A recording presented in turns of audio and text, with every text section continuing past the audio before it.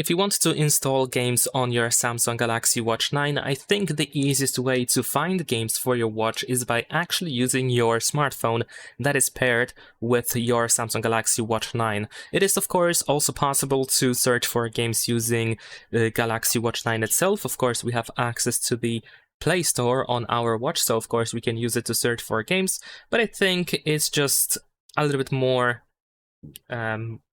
annoying, I guess, or just not so intuitive to actually search for games for your watch. So this is why we might want to actually use our smartphone. Now, if you go to the Play Store, we have this Open on Phone button, which we can use to immediately open the Play Store on our smartphone, but you can also just open the Play Store. Over here we can select games, and then we can choose other devices. You want to make sure that watch is selected, and then you can just search for any game that you may want to install on your Galaxy Watch 9. Now, if you have this install button, then you might want to tap on this arrow that we have here on the right side, so that you can uncheck pretty much every other device except for your Galaxy Watch 9, so that the same app is not going to be installed on pretty much everything that is available.